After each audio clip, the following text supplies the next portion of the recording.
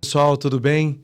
Seja bem-vindo, bem-vinda ao Conecta 8, o nosso programa do portal Linha 8, um programa que liga você a ideias, histórias e pessoas que estão fazendo a diferença. Estamos gravando aqui hoje nos estúdios da UIS Mais Vídeo, né? A UIS Mais Vídeo é um estúdio aqui da UIS, da agência UIS, e se você busca um espaço para realizar o seu projeto, né, podcast, propaganda, clipe, gravação, entre outros, aqui é o lugar. Vem falar com a gente, tá? Eu sou o Wendel Cristiano e hoje vamos conhecer mais de perto um projeto incrível que tem impactado vidas e gerado muita troca e muita troca boa de conhecimento, tá? E inspiração. Só para explicar para você, o Conecta 8 é uma iniciativa da UIS, que você pode acompanhar o nosso canal no YouTube, nos seguir no Instagram, né? Você vai ver aí na tela. E também pode conhecer melhor a nossa empresa, que é a agenciauis.com.br e também o linha8.com.br, esse portal de notícias que é diferente, é a notícia em movimento, tá? E hoje nós vamos receber aqui uma pessoa muito especial, uma pessoa que eu gosto muito. Ela é diretora, atriz, fotógrafa, videomaker, que uniu seus 17 anos de experiência profissional e seu conhecimento sobre estrutura de vendas em redes para construir comunicações autênticas. Desde 2016, ela atua através da transformadoria, oferecendo soluções criativas para projetos e instituições, tendo como fio condutor a arte e a educação. A partir de 2020, também constrói a estratégia desde 2020, constrói a estratégia de profissionais e marcas que desejam humanizar sua comunicação, ampliar suas vozes e equalizar sua autoridade online e para aumentar a percepção de valor de seus negócios. Autenticidade para vender com propósito através de um brand carregado de arte e de narrativas que geram conexão. Bel Rosa, seja bem-vindo ao Conecta 8. Muito obrigada pelo convite, Wendel. Estou muito feliz de estar aqui. Obrigada, Luiz. É um prazer. Se você quiser conhecer um pouquinho mais a Bel, antes de a gente começar esse bate-papo, você pode encontrá-la nas redes sociais, né? Bel, como que é, Bel? Fala para mim, por favor, suas redes. São várias, viu? Cada uma com uma frente. É o @belrosa, com 2 L's, Bel, é onde tem ali um perfil um pouco mais pessoal. Tem o @transformadoria, que é o perfil onde eu coloco todo esse trabalho voltado para a cultura, educação.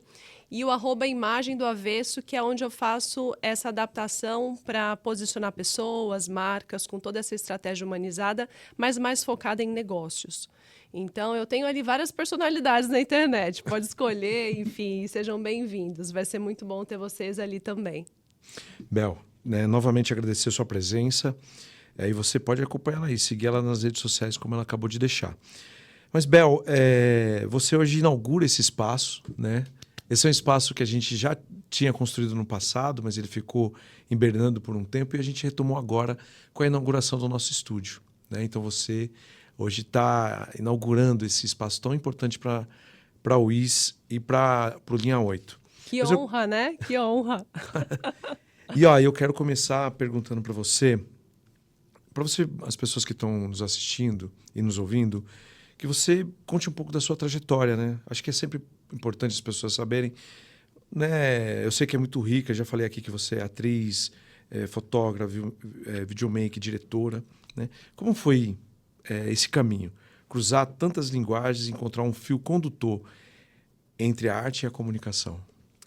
É curioso porque em comunicação, na verdade, mesmo antes da graduação, eu sempre estive em ambientes onde a comunicação me foi uma oportunidade para eu me desenvolver como pessoa. Então, eu comecei dentro da minha comunidade de fé, né? A gente tinha espaço de eventos, espaços artísticos. Então, eu já trabalhava com teatro, trabalhava com comunicação desde os 12. Mas de maneira amadora, né? Fazia com muito amor, com muito carinho. E aí chega um momento que eu assumo a frente dessa comunidade, que na época eram umas 30 pessoas. E aí eu pensei assim, meu Deus, o que é que eu vou fazer com esse povo? Eu vou ter que estudar. né? Chegou num limite ali que eu falei, não, eu preciso de informação, de técnica, e eu decido me graduar em comunicação, pensando em palco, e fiz também, em paralelo, a licenciatura. Então, eu começo assim de forma amadora aos 12 e começo a me profissionalizar aí com 19 para 20 anos. Mas você é formada em? Em artes cênicas. Artes cênicas. Com licenciatura para as outras linguagens. Maravilha. Só que no meio desse caminho das artes cênicas, o que aconteceu? Você aí, se você é artista, você sabe do que eu estou falando. É muito ruim a comunicação, por exemplo, visual dos trabalhos. É tudo muito amador. E falando, né, de quase 20 anos atrás, era ainda mais defasado. E aí eu vi essa necessidade e eu falei assim, gente, alguém tem que fazer alguma coisa. E foi aí que eu comecei a fotografar. Que maravilha. Eu comecei a fotografar por este problema, na verdade. Isso, e você só fotografou ou você começou a fazer outras coisas? Eu vou também fazer o design de alguma peça. Porque aí uma parte foi chamando a outra. Eu comecei a fotografar os bastidores, né, das coxias, comecei a produzir os cartazes de divulgação para poder divulgar esses processos. E aí eu fui chamada por um dos meus professores da universidade para fotografar o processo dele fora. Que era um processo que ele tinha de pesquisa, e foi aí que eu fiz a minha primeira exposição fotográfica, num outro contexto, aí já fora da universidade, e o pessoal começou a me chamar. Ai, Bel, você pode me fotografar? Eu quero fazer isso, quero fazer aquilo. E eu pensava, meu Deus, porque até então era muito intuitivo, né? Não era um processo, eu não tinha estudado a imagem. Eu tinha estudado o palco, mas ainda não a imagem. E aí é quando eu começo a estudar a fotografia e me aprofundei nisso, comecei a trabalhar também.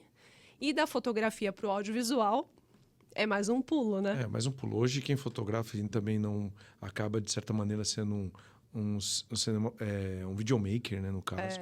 Tá quase fora do mercado. Mas é interessante quando você fala sobre essa questão da fotografia do teatro, porque, né, as luzes cênicas do teatro provocam assim, né? Claro, tem uma finalidade ali no palco e tudo mais. Mas quando você também vai fotografar e tem aquela exposição de luz, né, de gestos, né, de fisionomias, né, o jeito do teatro é muito lindo. As fotos ficam maravilhosas. Eu me arrisco na fotografia de vez em quando. Nunca tive a oportunidade de fotografar no teatro, mas eu conheço o trabalho de muitos fotógrafos que atuam nessa área e o tão bonito que é esse trabalho. E a fotografia para palco, ela já é pensada à luz previamente. Então, é um treino para o olhar muito interessante. Né? Quando você consegue ter acesso a quem está desenhando luz e você fotografa sabendo disso, né? Então, foi um caminho muito fluido, assim. Aí fiz a primeira exposição também das montagens dentro da universidade. E aí fiz instalação artística com foto. E aí o trabalho foi meio que derivando. E comecei a dar aula, né? Quando começo a dar aula, eu percebo dentro das escolas que a arte era só vista como a pintura, via de regra. E eu falava assim, gente, mas a arte é muito mais ampla. E aí eu coloquei a fotografia dentro do currículo da escola. E foi um boom. Eu comecei a ensinar fotografia para os alunos. E o que aconteceu, teve uma instituição onde eu trabalhei quase 10 anos, é que os fotógrafos... Olha isso! Os fotógrafos que eram contratados para fazer a comunicação da escola começaram a ter as fotos substituídas pelas fotos dos adolescentes. Mas tudo bem, pelo menos eles... Claro que ninguém vai entender, né, perdendo o mercado assim e tal, mas pelo menos é a formação de um jovem que de repente pode se despontar como um grande fotógrafo. E Wendel, eram melhores. Ai, caramba, aí... Você não era aí assim... fica difícil competir. Eram melhores. Por quê? Que é outra coisa que eu converso muito quando a gente fala hoje de rede social. Você vai entender a ponte. Quem está imerso naquele ambiente tem um olhar e conhece o lugar. E, para mim, isso é uma falha, inclusive, de alguns profissionais que querem fazer tudo a toque de caixa. Então, eu chego numa escola, né? Eu preciso observar esse espaço. Não é chegar, eu tenho 2 horas de trabalho, fotografo, vou embora. E os alunos tinham, primeiro, um treino que a gente fazia durante as aulas para entender composição de imagem. E quando eles saíam a campo para fotografar, até eu juro, eu parava e falava assim, que todo ano eu formava pelo menos 100.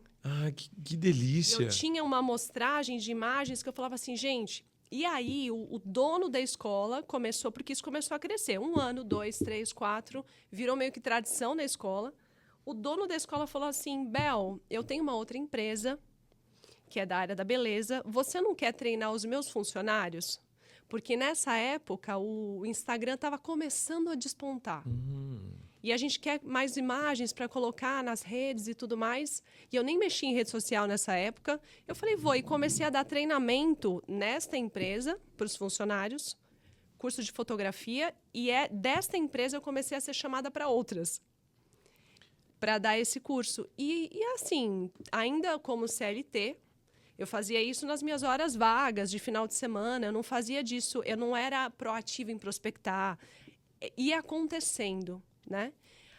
Até que eu tenho um episódio com um grupo de alunos num projeto social, porque eu dava aula em escolas privadas e também tinha um projeto social que eu fazia de coração, que é um princípio de vida. E aí eu começo um projeto com eles e no meio do caminho do projeto, que era para ser um espetáculo de palco, eles começam a ser removidos para a construção da linha 8 do metrô, que até hoje não está pronta. E foi um caos. E eu comecei a ver os bastidores disso. Porque eu fazia as dinâmicas, isso vinha para as cenas que a gente montava e era um terror. E eu falava, o que está acontecendo? Quando eu entendi o que estava acontecendo, eu falei, gente, vocês têm que documentar. Vocês precisam contar o que está acontecendo. E aí foi quando eu propus a gente filmar.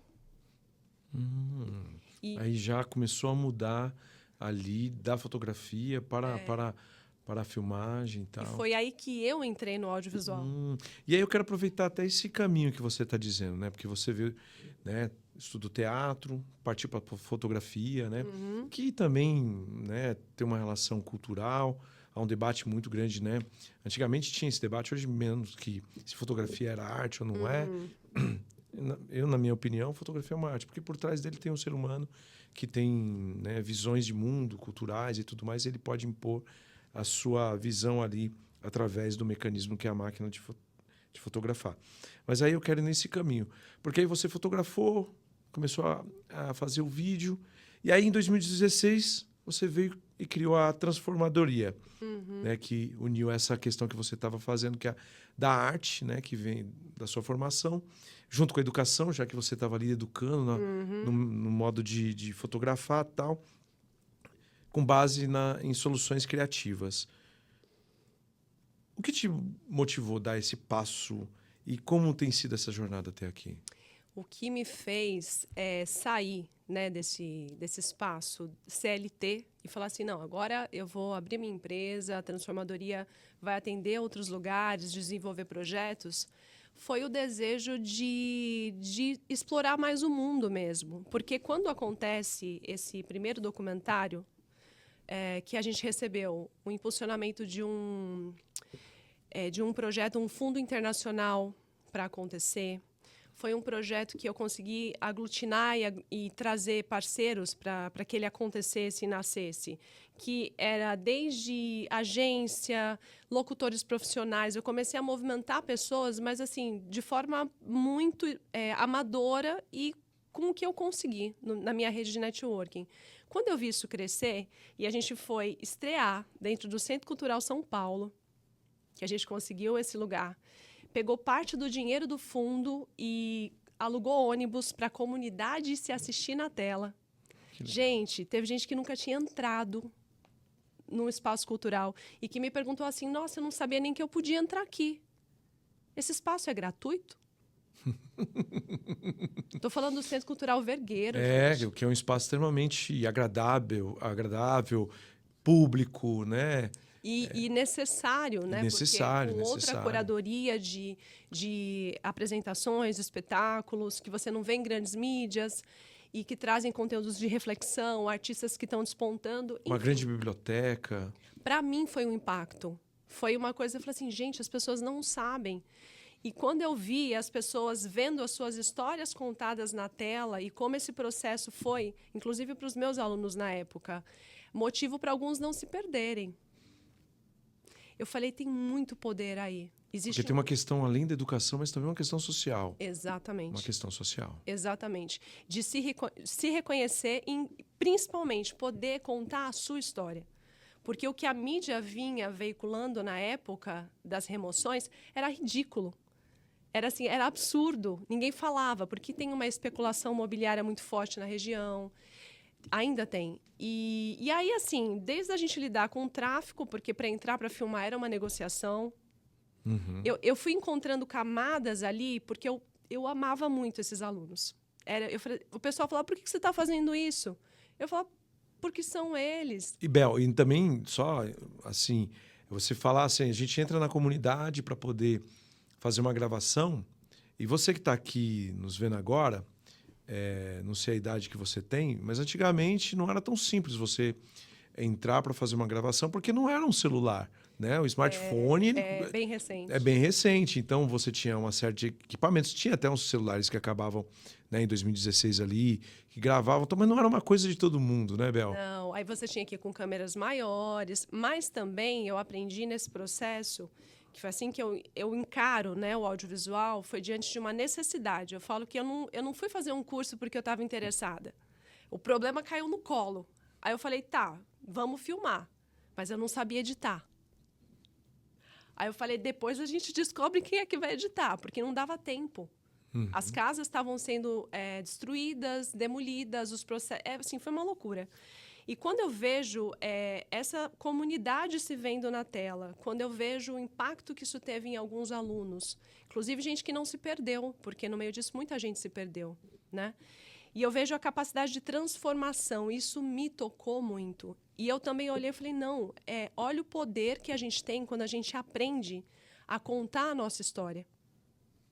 Porque foi isso, assim, olha como a gente conseguiu, e depois com parcerias, depois veio um outro trabalho que, enfim, nos ajudou a fechar esse projeto.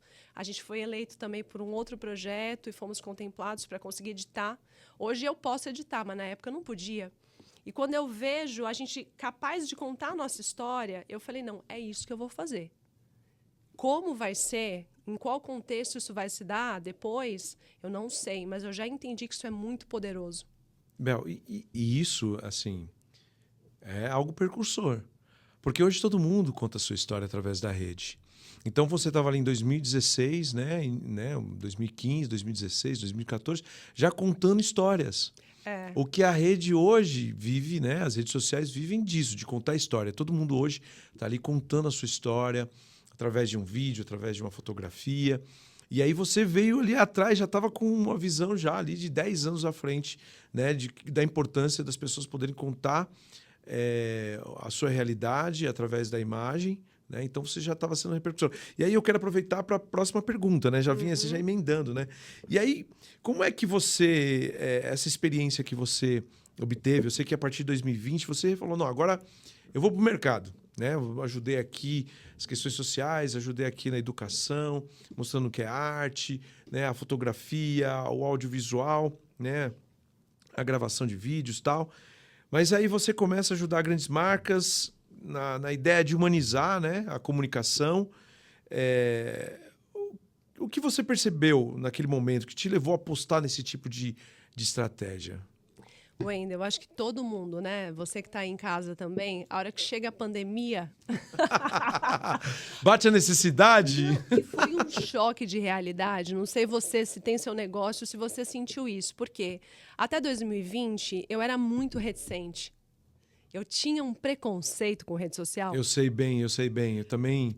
Eu sei, eu tenho uma agência de comunicação, mas eu sou um cara assim, a rede social é uma coisa cansativa, mas importante. Porque ela também vicia as pessoas, porque tem muita banalidade. Assim, se você tem um mínimo... Muita fake news.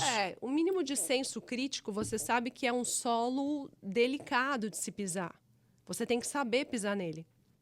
E eu, como professora de formação, nossa, eu recriminava a rede social. Eu vi nascer, eu achava um absurdo. Mas quando chega a pandemia, eu falei assim, não, tem alguma coisa aí. Porque o tempo de tela das pessoas aumentou drasticamente, a gente sabe disso. E aí eu comecei a olhar e eu falei, como é que estão vendendo coisa aqui dentro? Porque eu comecei a comprar lá dentro. E eu falei, cara, eu nunca tinha comprado ali dentro do Instagram. Eu tinha há muito tempo, desde quando o Instagram era só foto, como eu já fotografava, eu tinha um portfólio de foto. E eu peguei essa mudança e eu falei, não, tem alguma coisa aqui que eu não entendi. E aí é quando, durante essa virada da pandemia, eu decido estudar. E aí eu vou estudar com alguns players do mercado para entender o que é o ecossistema que desponta no Instagram para venda. A hora que caiu essa ficha, juro para você, Wendel, eu sentei, eu chorei. Que eu falei, aonde eu estava que eu não vi isso? Porque a questão é como eu uso a plataforma. E aí juntou que eu já tinha facilidade com câmera, porque eu já tinha ido do palco italiano, palco de rua, eu já tinha trabalhado também com cinema, porque depois desse documentário eu produzi outros materiais em audiovisual para outros profissionais, mas eu fazia tudo assim no meu tempo livre, que era pouco, mas eu já produzia e já cobrava por isso. Então eu já tinha essa experiência de presença de câmera, que vem da atriz. Eu já tinha experiência de filmar também, dirigindo, roteirizando para videoarte, para outras empresas, mas para um formato de YouTube, para outra coisa. Quando eu vou para o Instagram, eu já trago essa bagagem. Toda essa experiência, esse conhecimento. E a facilidade de lidar. Assim, tive algumas barreiras? Tive, né? Pelo preconceito que eu tinha, por não entender como usar. Mas quando eu comecei a estudar, entender a plataforma, entender que é uma das que o brasileiro mais usa para consumo, para, enfim. Não adianta, eu falei, é aqui que eu tenho que estar também. E aí eu fui estudar e entender como trabalhar o design mais arrojado, então eu fui correr atrás de outras coisas, estudei para começar a produzir esse conteúdo. E, no final das contas, comecei a fazer isso para a transformadoria, não era para outras pessoas. Ah, você começou a usar para sua empresa, era para mim. Para você poder gerar novos negócios. Só que aí o que aconteceu na pandemia com o mercado da educação? Nossa. E o mercado da arte, então? E o mercado da arte? Aí eu olhei, porque as minhas oficinas até então elas eram voltadas, as capacitações, muito para esse nicho. Tinha algum trabalho, por exemplo, para a área da beleza, mas também fechou. Aí eu pensei assim, bom, isso em especial salões, né? Salões de beleza, o trabalho presencial ficou inviabilizado. Aí eu falei, então tá. Então eu vou pegar esse saber e vou começar a derivar ele para outros nichos. E eu comecei a atuar com outros nichos diante dessa conjuntura. Não foi um planejamento, mas foi a melhor coisa que podia ter A situação te carregou, né? Ela me levou para... A ventania passou, você tentou ali ainda se segurar, mas ela acabou arrastando você. Porque foi uma adaptação de mercado necessária. Eu falei, e eu grávida também, porque eu tinha um trabalho presencial, mas aí, põe máscara, não põe máscara. Eu falei, eu vou pôr máscara, álcool gel. Ninguém sabia exatamente o que era. Eu falei, eu vou ficar em casa. Então, eu fui raciocinando e falei, não, eu vou aplicar. Só que eu encontrei uma brecha. Conte essa brecha. A brecha foi a seguinte, eu via muito agências trabalhando dentro de uma lógica de TV, dentro da rede social. Tem muito isso ainda. Hoje tem muito no mercado ainda esse trabalho de pensar a TV para poder jogar esse conteúdo nas redes. Não que são coisas diferentes, mas tem linguagens diferentes. E se você quiser apenas utilizar aquele conteúdo da televisão na rede, é fadado ao insucesso. E foi aí que eu entendi que todo esse saber de contar histórias que eu trago, de histórias longas, mas muito humanizadas dentro do palco. Então, o texto, por exemplo, feito para o ator, de um dramaturgo, é um texto que ele vai trazer uma visão muito mais humana, que desperta muito mais a emoção. E nisso eu fui treinada muitas vezes. Então, eu comecei a raciocinar essa lógica humanizada, o que para mim pode despertar emoção dentro desse produto. Eu conseguia fazer esse caminho por causa dessa experiência, dessa bagagem. E eu comecei a propor esse caminho com uma dosezinha de humor, em alguns casos, quando era possível. Isso é bom. Tem tudo a ver com rede social. Tudo a ver, exatamente. Claro, assim, se você é um cliente mais conservador, é uma marca mais sóbria, que não cabe, aí você vai entendendo a identidade da marca, até onde você pode ir, que tipo de humor você vai usar. Claro. E esse raciocínio é um raciocínio que eu tinha facilidade em fazer em função da bagagem. Então foi gostoso. O pessoal falava muito assim, que chato trabalhar rede social. Eu falava, gente, né? não é Nossa. chato. É uma super oportunidade de humanizar, de tornar um produto mais atrativo. Então, E de você diminuir barreiras, né, Bel? Porque é o seguinte, o cliente, ele vai... Quando você posta na sua rede social, ele avalia que ele está conversando diretamente com você. Não tendo intermediário. Mesmo que tenha por trás uma agência, uma empresa que ajuda ali no processo de comunicação, de respostas, mas ele ainda avalia que é você. É a sua página. Então você reduz essa conexão, né? É uma coisa muito próxima. É como se eu fosse o seu amigo, a sua amiga. E pessoas compram de pessoas. De pessoas, perfeito. Né? É assim, eu vou fechar um negócio com a Wiz. Tá, a Wiz, eu tenho aqui a minha... a pessoa jurídica, a Wiz. Mas na hora que eu vou fazer toda a tratativa para que a Wiz me represente, eu vou conversar com uma pessoa. Quem é essa pessoa? Que bagagem ela tem? Que equipe é essa? Então, assim, é uma lógica que, inclusive, assim, os influenciadores abocanharam esse mercado para produtos, divulgação de produtos, porque é uma lógica que faz sentido. Eu não quero comprar o shampoo de uma grande marca com um cabelo de uma global que ganha milhões, que provavelmente aquele cabelo é hidratado toda semana com os produtos mais caros, e eu sei que aquele shampoozinho não é responsável pelo brilho da publicidade que aparece. Não é. A gente sabe, o consumidor é inteligente. Agora, se eu entro numa rede social e eu vejo... Eu estou voltando a ficar cacheada, tá? Eu vejo uma cacheada que eu me identifico por algum motivo. E eu vejo lá nos stories dela, ela falando, gente, eu estou usando um shampoo, olha, faz um mês, olha como meu cacho está. A probabilidade de eu confiar mais nesta pessoa que eu acompanho do que num cabelo de uma global, que eu sei que não usa só aquele shampoo. Entende? Sim, sim. É muito maior. Muito então, maior. é uma lógica de consumo, de informação, e não só de produto, que você começa, no meu modo de ver, ela é inteligente. Eu acho que a gente pode ter um exemplo aqui de humanização que não é humano, mas a gente está na era da inteligência artificial. A Malu, do Magazine Luiza, é uma vendedora nata, né? É uma personagem da marca que é quase tratada como uma pessoa real. Né? Nesse momento que a gente vive de explosão de inteligência artificial, é algo que faz muito sentido até quando você quer humanizar a inteligência artificial. Mas é aí que o pessoal não percebeu, inclusive, porque estourou, viralizou há pouco tempo, é a Malu Maiô. Como que é o nome dela? Malu Maiô. A Malu Maiô, que fechou até agora contrato com a Magazine Luiza, não foi? Isso, exato. Aí você olha assim e fala, puxa, mas é feito com IA. Vocês perceberam o roteiro da Malu Maiô? Aquilo não é IA.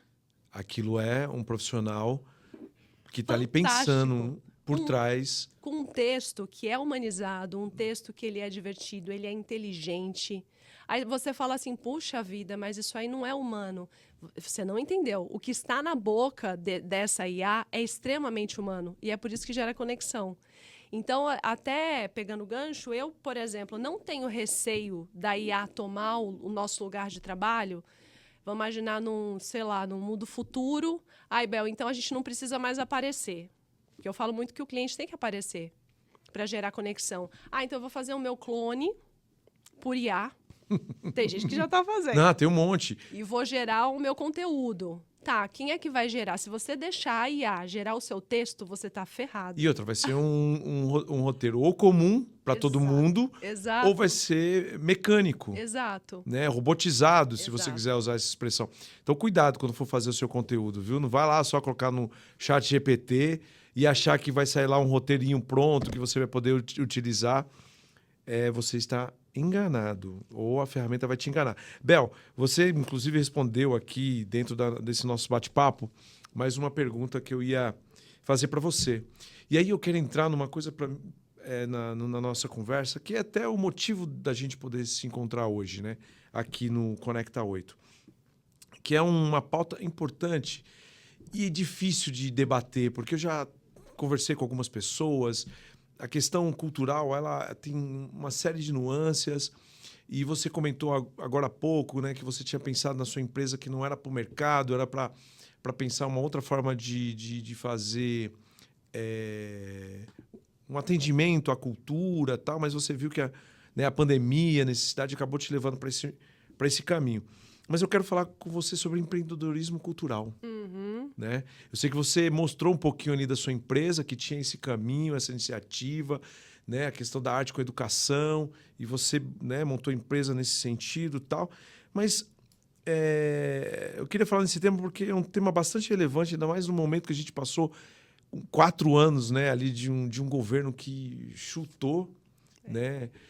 Chutou a cultura, abandonou a cultura. O Brasil foi abandonado culturalmente durante 4 anos. Já havia um problema de financiamento da cultura, né? Até um pouco anterior, né? No outro governo também já tinha diminuído o financiamento cultural. Aí veio a pandemia, os artistas ficaram aí, né, sem oportunidade de trabalho. Ainda bem que vieram vários projetos, como a Lei Aldir Blanc, Paulo Gustavo, que vieram ajudar nesse processo, né, porque os artistas penaram muito e tal. E aí, nesse sentido, eu queria falar com você sobre conciliar arte, gestão e parcerias é um desafio da cultura. Como você enxerga esse equilíbrio, né, desse processo criativo, com planejamento, articulação das redes e o coletivo? Olha, o trabalho da transformadoria com arte nunca parou. Acho que é até importante pontuar. E sempre existiu um trabalho, por exemplo, de formação de professor dentro de um projeto que a gente idealizou, criou todo um trabalho pedagógico que começa com o professor, depois o professor prepara as crianças e vai até um espetáculo. Eu fui desenvolvendo projetos que não pararam. Eles tiveram diria, velocidade reduzida, mas eles não pararam. Então, eu sempre fui empreendendo dessa forma. E como nas redes, eu sempre me coloquei muito associada à imagem da poesia. Se você entrar nas minhas redes, você vai ver, porque é um gênero que eu amo. Eu também tive a oportunidade, durante a pandemia, de trabalhar dentro de um projeto que foi fomentado pelo Nubank, exatamente de empreendedorismo para artistas. E fui observando esses bastidores, que foi um projeto de um acompanhamento de praticamente 1 ano, para que alavancasse, né, a carreira de artistas, e eu fui caminhando junto com a comunicação deles. Eu era responsável por um núcleo e fazia também a comunicação em rede social. E inclusive a partir dessa experiência, alguns insights que eu tive, tá? O fato de trabalhar com artistas e também trabalhar com profissionais de outras áreas abriu muito a minha cabeça. Mas muito. É uma coisa multidisciplinar. E também porque caiu um pouquinho por terra, Wendel, aquela ideia de que eu abandonei aquele discurso de só esperar o incentivo governamental. Por quê? Você sabe o que eu vou dizer. Toda empresa, seja ela de qual nicho for, para ela estar de pé, você não pode ser só especialista. Eu sou artista. Tá, mas você precisa aprender a raciocinar uma parte de criação e uma parte de gestão de negócio. Você é dentista. Você não pode ser só odontopediatra. Se você quer trabalhar e crescer, você vai empreender e vai precisar aprender a ter uma empresa. E eu comecei a entender que isso não é só da cultura. Mas, Bel, isso é uma coisa importante, né? Tá até fora aqui do nosso script, mas eu queria vim pensando aqui, antes da gente bater esse papo, sobre isso. Nós vivemos num momento em que essa onda empreendedora faz com que nós sejamos empreendedores de nós mesmos, né? Eu sou empreendedor... CEO de si mesmo, né? CEO de si mesmo, melhor. CEO de si mesmo, né? E aí eu quero falar isso com você porque há uma... Aqui eu não estou aqui defendendo... se a pessoa deve achar ou não, eu acho que as pessoas têm que empreender. Eu sou um empreendedor, está aqui a Bel, que é empreendedora. Eu quero que muitas mais pessoas possam empreender. Só que uma sociedade completamente empreendedora não existe. Não. Porque a gente precisa vender, mas também precisa quem compre, né? E há outras profissões que são necessárias.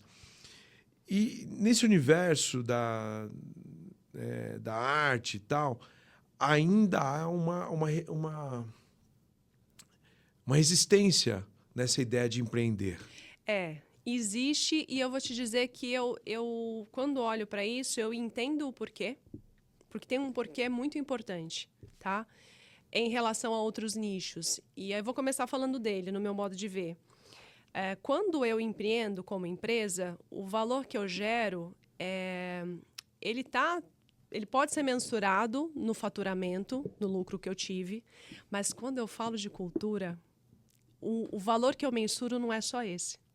Porque a arte ela é, em muitos casos, imensurável. Ela é um bem cultural, ele é um bem social. É um bem histórico. Então aí eu falo que é uma linha muito tênue, porque assim, ao mesmo tempo que eu hoje acho que a gente como artista, a gente não pode ser ingênuo. Você não pode deixar a sua carreira na mão de alguém, você não pode ficar o tempo todo esperando que alguém te contrate, você precisa aprender a usar os mecanismos do seu tempo para provocar o mercado, como qualquer nicho. Porém, qual é o valor que a arte gera? Não é um valor só de quantos ingressos eu vendi. Né? E é essa visão que é aqui que eu falo que gera o atrito. E é por isso que o Estado tem que intervir. É por isso que tem que ter lei de incentivo. Porque o bem social que eu promovo para uma comunidade, para um bairro, ele não está atrelado só ao quanto de ingressos eu vendi. Né?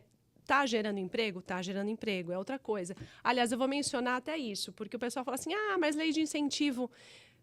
Você que está em casa, pesquisa aí, dá um Google, 2018, uma pesquisa que foi encomendada pelo governo federal sobre a Lei Rouanet. Para cada R$1 investido, R$1,59 voltam para movimentar a economia. Mas tem uma galera que acha que esse valor só vai para o bolso. Não. E Bel, explica um pouco que às vezes aproveitar ter esse espaço, porque as pessoas, a gente tem que aproveitar todos os espaços até para desmistificar algumas ideias. Sim. A Lei Rouanet, ela na verdade, ela não é simplesmente que o governo federal vai lá e deposita um dinheiro na conta do artista.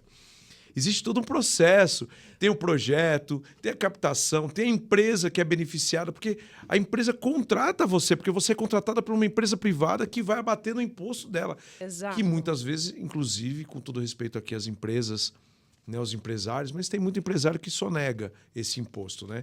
E se você, em vez de sonegar, ajudar, né, a cultura, o movimento cultural, os artistas, já é um Não, bom e aí começo. eu vou até fazer uma intervenção. Você não está ajudando os artistas. Isso, boa.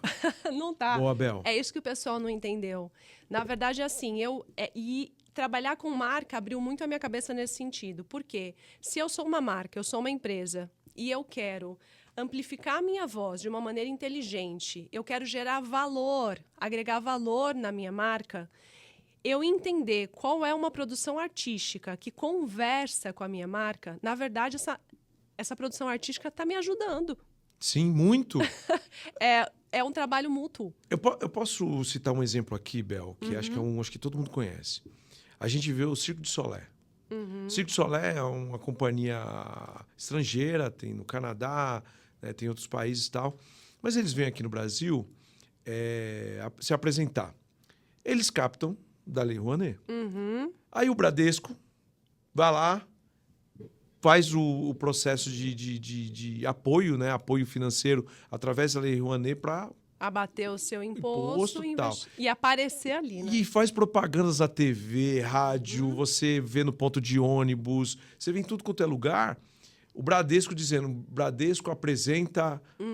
Ou seja, a marca está se valorizando a partir de um incentivo público, né? Então ela não está ajudando. Ela está se promovendo a partir de um recurso público na qual as pessoas que estão aqui nos assistindo e que são contra a Lei Rouanet, na verdade, você deveria ser contra a empresa que não quer financiar os artistas. É isso que você deveria ser contra. E assim, pensar que é um mecanismo governamental que ele é passível, sim, de crítica, que ele pode ser refinado, que ele, como qualquer meio, né, tem que se verificar a corrupção. Vamos pensar no mundo onde a gente já considerou essas variáveis, né, que a gente quer só aprimorar o sistema. O que eu faço? Se eu sei que esse valor investido pela Rouanet, que foi essa pesquisa da FGV, eu tenho um retorno econômico. É isso que as pessoas não entendem. Porque se eu tenho uma área de cultura muito efervescente, Eu tenho estacionamento funcionando, eu tenho restaurante funcionando, eu tenho ao redor um fluxo econômico que não está só no palco. Então, é ingenuidade das pessoas achar que isso é só uma ajuda ao artista. Não é. Sem contar os empregos que estão sendo gerados ali dentro, que também voltam como consumo para a sociedade. Né? Então, é um olhar, eu acho que nesse sentido, as grandes mídias, alguns governos, eles fizeram um desserviço. Porque esse é um olhar que ele é pouco inteligente, na verdade. Mas aí, voltando à questão de gerar valor, quando eu penso, por exemplo, em marcas menores, em produções menores, né, artistas locais, eu não estou falando do Cirque du Soleil, eu estou falando nem de uma Débora Coker, eu estou falando de artistas que estão ali no bairro, que estão produzindo cultura, que estão também promovendo um espaço de convivência, que ele é mais saudável, que vai tirar a criança de ambientes que não são desejados, você vai ampliar repertório, trazer cultura. O governo ele também tem que ter o saber de conseguir mapear esses projetos menores e fomentá-los. Porque é claro que o Bradesco não vai querer aportar dinheiro num trabalho menor, mas ele é tão importante quanto quando eu penso num bem social. Então, é por isso que até tem uma briga muito grande de alguns artistas, né? Que falam, a Lei Rouanet não podia estar em marca grande. Essa galera não sabe, enfim, não representa a nossa arte, é dinheiro brasileiro. Por outro lado, eu vou fazer a crítica à minha própria classe, tá? Claro, claro. Oxi, aqui.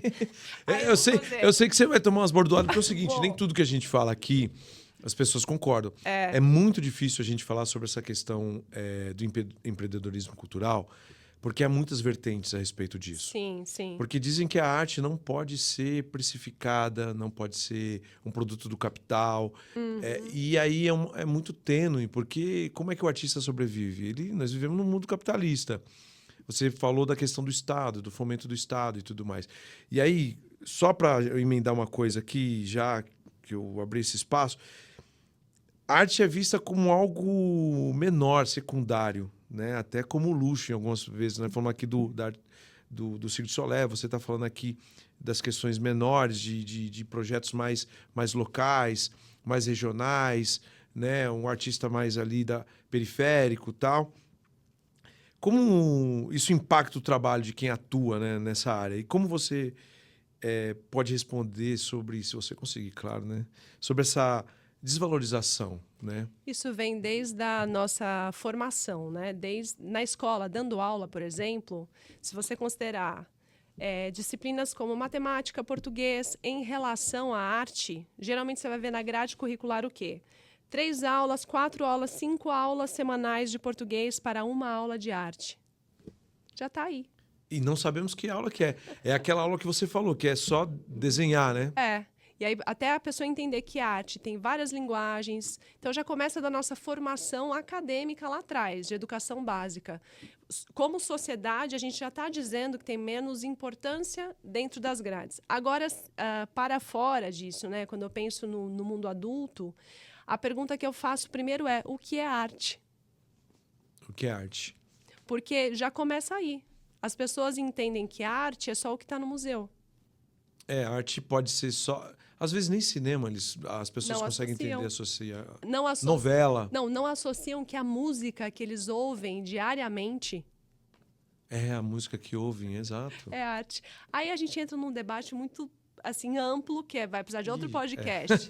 Porque quando eu penso, em especial, em comunicação de massa, quando a arte está dentro da comunicação de massa, ela já vai perdendo a sua aura, né, para muita gente. Então, assim, ganhou volume, já Isso é Walter Benjamin. É. Isso é Walter Benjamin. E aí a gente vai entrar numa discussão perigosa, porque o não reconhecimento da arte, inclusive, gera discussão dentro do próprio meio artístico.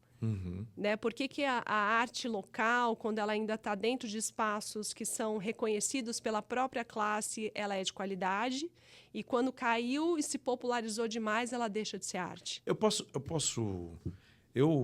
Aqui, por favor, quem está me assistindo, depois não me taque pedra. Dança contemporânea. Eu vou ver dança contemporânea, acho muito bonito, mas eu acho muito elitista, porque ele é fechado demais. Mas quando eu falo, vamos abrir, não, mas aí não é para todo mundo. Porque dança contemporânea é uma coisa, é uma outra coisa. Eu ouço assim, é uma outra coisa. Aí eu fico, que outra coisa, cara?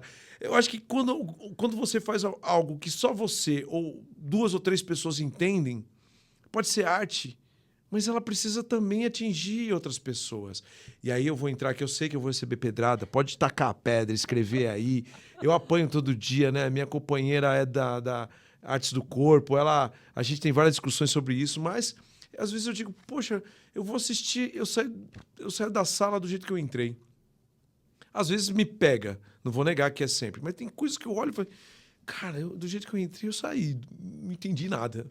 Então, essa conversa vai ser longa.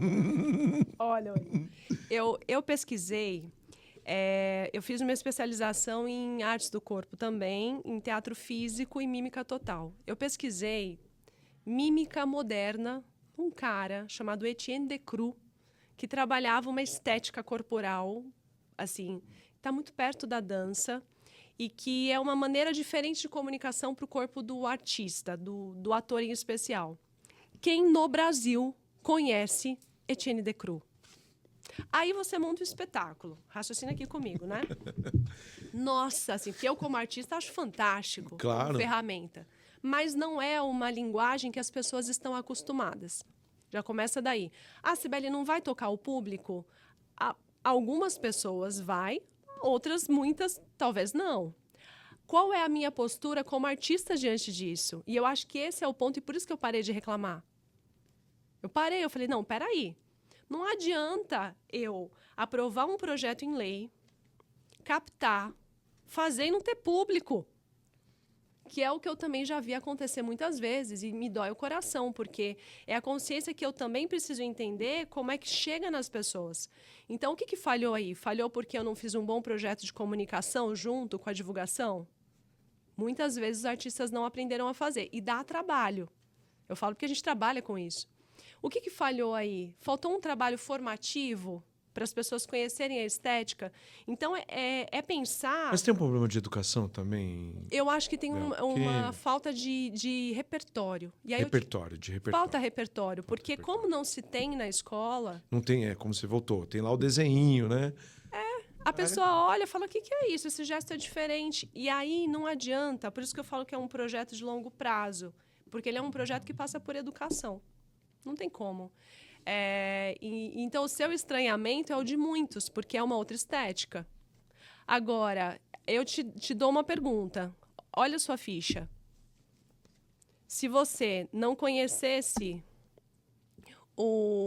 as letras, se você não fosse capaz de ler, sim, você conseguiria apreciar a pergunta que está aí? Você conseguiria apreciar um bom texto? Muitas vezes não. Não. Aí a pergunta é, o texto está errado? Às vezes a formação está errada. Falta repertório, até para eu poder olhar. A escola não... Pelo menos aqui no Brasil, a escola ainda não te dá essas ferramentas. A escola pública, tirando algumas exceções, é claro, não te dão essas ferramentas. Nem as privadas, Wendel. As escolas públicas e também, né, poderiam oferecer um pouco mais de atividades que levassem conhecer alguns tipos de movimento, alguns artistas. Eu vou falar para você, eu conheço alguma coisa, mas mais por pesquisa, eu mesmo me envolvendo, conhecendo pessoas, do que a escola me trouxe. A escola não me deu esse repertório. E eu também, hoje, sinto a ausência desse repertório. Então, eu entendo bem o que você está dizendo, como se dá, né? Talvez eu seja um pouco preconceituoso, viu, pessoal da dança contemporânea e tal. Mas talvez falta um pouco de repertório para mim. Mas eu acho importante você falar isso, sabe? Porque é o que muita gente pensa. É que você só teve a coragem de dizer. Acho que ainda bem que tem esse espaço aqui pra gente falar, né, Bel? Tem muita gente que pensa isso, e às vezes por educação, enfim, não vai colocar. Agora, Wendel, voltando para o empreendedorismo artístico, gente, olha quantas variáveis aí. Agora eu te falo, se eu sou uma pessoa que trabalha com cultura, não adianta eu também só produzir a minha arte e não entender em quem ela vai chegar, como eu faço um trabalho preparando a pessoa para chegar ali. Então, eu preciso também, como qualquer pessoa que vai criar um trabalho para um público, quem é esse público? Ele tem esse repertório? Né? E considerar isso na hora de fazer um projeto. Então, assim, empreender com arte, para mim, é uma mistura de você pensar como especialista, aprender a pensar como cabeça de quem é dono de um negócio, sim. Ai, Bel, eu sou dono de... você é dono de um negócio. Se você é diretor de um espetáculo, tem ali alguém que vai fazer desenho de luz, tem ali um técnico de som, eu tenho quantos contra-regras, quem é que está fazendo figurino. Olha que equipe grande você tem que fazer gestão. Como é que eu otimizo isso? Como é que eu reduzo o custo de produção? Como é que eu posso fazer esse trabalho crescer trazendo parcerias? Isso é raciocinar para além da criação artística. E tem que raciocinar, porque senão o trabalho ele não tem vida longa, né? Então, eu não reclamo mais disso. Esse é o ponto. Quando eu falo de comunicação, né, e não só para a rede social, eu falo isso para todo mundo, inclusive para outros clientes de outros nichos. Comunicação não é mais um trabalho. Ela é parte do trabalho. Ai, que triste. Tá, chora e faz. Não reclama, porque é assim. Mas, Bel, eu quero fazer uma provocação para você. Você acabou de dizer, né, que as pessoas precisam entender como é que funciona o mercado, como é que se posiciona nele e tal. Mas isso quer dizer o quê? Então, que todo artista tem que virar uma MEI? Isso quer dizer que todo artista pode aproveitar as ferramentas do seu tempo para amplificar a sua voz. Se ele vai primeiro virar MEI, se ele vai usar uma rede social para atrair marcas e não vai virar MEI, se ele vai usar esses meios de comunicação para fortalecer a sua imagem, para ser chamado por um diretor. A questão não é exatamente qual vai ser o caminho burocrático dele, é ele entender que ele precisa ser visto. Então, é isso. Não tem uma fórmula. É nesse sentido. Agora, eu digo para você o que eu escolhi para mim. O que eu escolhi para mim é: eu não vou ficar esperando alguém me chamar. O que eu posso fazer hoje? Qual é o recurso que eu tenho para amplificar a minha voz, para fortalecer as minhas redes? Aí eu até devolvo essa pergunta para você. Se você tivesse me conhecido no Empretec... Opa, Empretec no Sebrae. Foi onde nós nos conhecemos fazendo um projeto da Unesco junto ao Sebrae de empreendedorismo, que está em vários países, né? Foi assim que conheci o Wendel. E você não tivesse visto uma rede social, você tivesse tido um contato ali e nunca mais tivesse me visto, será que eu estaria aqui? Não, provavelmente não. Até porque você estaria dentro da bolha. Uhum. Dentro da bolha da cultura, né? Assim, dos profissionais de cultura, dos artistas e tudo mais. Isso é um problema que a gente encontra bastante, viu, Bel? Essa questão dos artistas serem um pouco reticentes com essa burocracia da gestão do negócio, né? Até... E como é que você gera esse seu negócio? Como é que você atua, né? Faz esses projetos e ainda toca a sua empresa com a burocracia do Estado, a burocracia também da iniciativa privada, porque, ó, galera, a iniciativa privada tem burocracia também. Vai lá fazer um empréstimo no banco para você ver.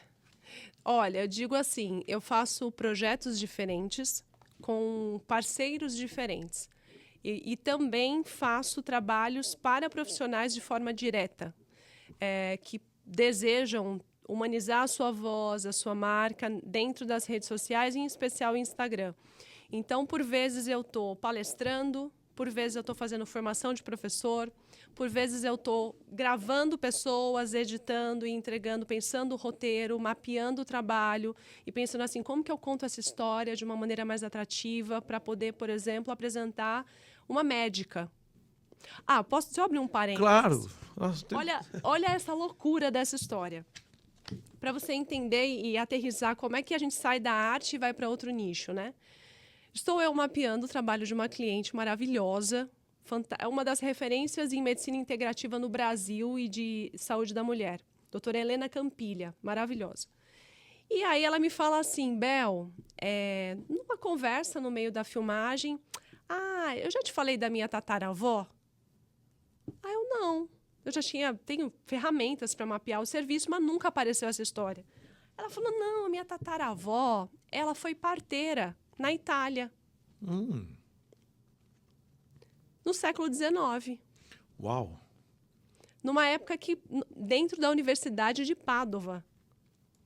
Gente, o que era uma mulher dentro da universidade no século XIX? Você consegue raciocinar isso? Sim, muito... A tataravó dela já estava, há séculos, plantando uma semente da especialidade que ela veio aprofundar, que é o tratamento com mulheres, e ela faz muito um trabalho de acompanhamento com tentantes, com mulheres durante a gravidez, acupuntura para preparar a mulher para o parto. Eu falei, olha, se eu acreditasse em destino dos astros, eu diria que a sua história é um case. Claro. É uma coisa que já parece que está no DNA. Parece que, como é que é possível? Aí ela falou, não é curioso? Eu falei, isso não é curioso, você tem que contar isso. Storytelling. É um storytelling muito poderoso. Pensar que ela está trazendo um legado. Ela falou, ai, mas será que a gente conta? Será que... Claro, deixa o mundo saber Aí eu dessa falei, história não, bonita. conta. Pô. E ela ganhou de presente de um tio dela, que é médico, depois que ela já estava atuando na medicina há mais de 10 anos. Aí eu falei, aposta, vamos contar essa história e colocar em rede social?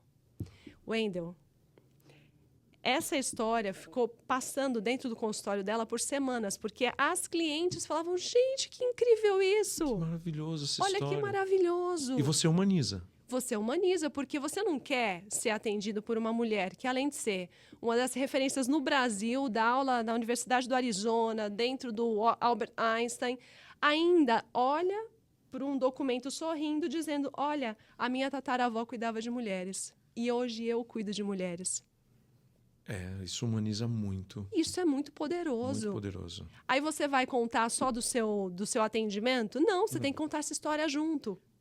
Porque não basta você ser algo frio. Exato. As pessoas precisam de emoções. Exato. E a internet é emoções. E toda pessoa que tem propósito no que faz, ela tem boas histórias. Tem boas histórias. Ela só não reconheceu ou ainda não teve a coragem de contar. Se a pessoa faz o que faz com propósito, você tenha certeza, é só pegar um café, sentar e conversar que você vai descobrir. E é isso que eu vejo que o marketing tradicional não raciocinou fazer. E na cultura isso... A gente faz toda hora. Toda hora. É. Só precisa saber como transformar isso em negócio. Como transformar num bom roteiro, em negócio, como eu vou alinhavar isso com um produto. Tá certo. Galera, a gente teve aqui o prazer enorme, foi uma conversa muito boa, mas já estão me avisando aqui que preciso terminar, porque o programa já está estourando no seu tempo. Quero aqui agradecer a Bel Rosa, diretora, artista, produtora, videomaker, é tudo aquilo que você puder imaginar, essa mulher faz. E empreendedora. Foi até assim que a gente acabou se encontrando. Muito obrigado por participar do Conecta 8, né? Esse podcast do Linha 8. A gente voltando, né? Você aqui reinaugurando esse espaço. Estou muito feliz com a sua presença. E eu honrada. Obrigada pelo convite e obrigada a você que nos acompanhou. E acompanhe a Bel aí nas redes sociais. Ô, técnica, joga aí na tela, por favor, as redes sociais aí da Bel, para a gente poder seguir ela lá. Tá bom? É isso. Fique atento que o Conecta 8 volta em breve com mais histórias marcantes para a gente poder dividir aqui com vocês essas histórias e poder ter um espaço de interação. Tá bom? Obrigado. Até a próxima.